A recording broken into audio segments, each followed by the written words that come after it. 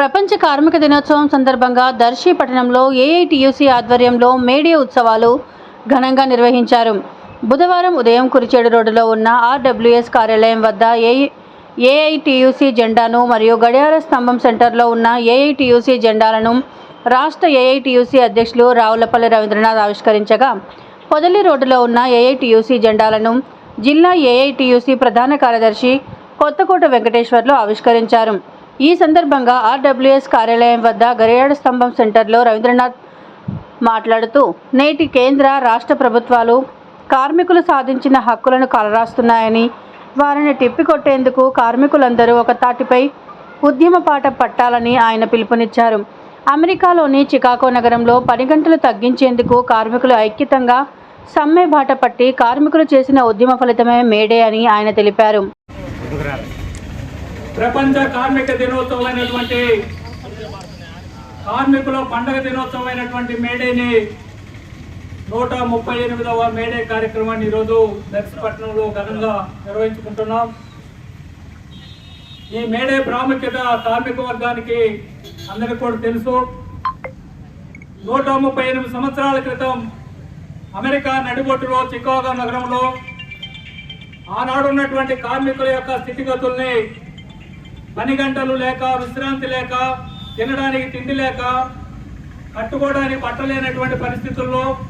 కుటుంబాన్ని పోషించుకోలేనటువంటి పరిస్థితుల్లో, కార్మిక వర్గం నిరంతరం పనిచేస్తున్నటువంటి పరిస్థితుల్లో అక్కడ పనిచేస్తున్నటువంటి కార్మిక వర్గం పని గంటల కోసం ఉద్యమం ప్రారంభించి, ఆ పని గంటలు, ఆ 24 గంటల పని గంటల్ని 12 గంటల పని విధానం కావాలని 138 సంవత్సరాల క్రితం కార్మిక వర్గం పోరాటం చేస్తూ ఉంటే, అమెరికా నడిబొడ్డు చికాగో నగరంలో కార్మికుల పైన విచక్షణారహితంగా పోలీసులు కాల్పులు జరిపి, ఆ కాల్పుల్లో మరణించినటువంటి కార్మిక వర్గం, కాళ్ళు చేతులు కోల్పోయినటువంటి కార్మికులు, వేలాది మంది కార్మికులు వీధుల్లోకి వచ్చి పోరాటాలు చేస్తున్నటువంటి నేపథ్యంలో వారి ఆందోళన చేస్తూ ఉంటే పోలీసులు కాల్పులు జరిపితే, ఆ కాల్పుల్లో మరణించినటువంటి కార్మికులు, అంగవికలాంగులైనటువంటి కార్మికులు, ఆ రక్తం అంతా కూడా రోడ్డు మీద రక్తం ఓడుస్తూ ఉంటే, కార్మికులు ఆ రోజున వాళ్ళు తొడుక్కున్నటువంటి పనిని ఆ రక్తంలో ముంచి పైకెత్తి, ఇదే ఈ రోజు నుంచి కార్మికుల జెండా అని చెప్పేసి ఆ రోజు అందించినటువంటి ఎర్ర జెండాని 138 సంవత్సరాలుగా కార్మిక వర్గం ముందుకు తీసుకెళ్తున్నటువంటిది. ఇదేదో ఆసామాషాగా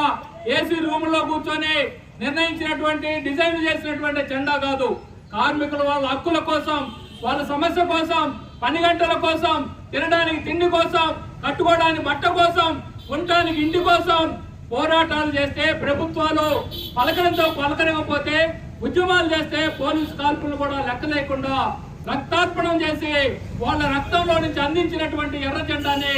138 సంవత్సరాలుగా కార్మిక వర్గం మోస్తా ఉంది, ముందుకు తీసుకెళ్తా ఉంది.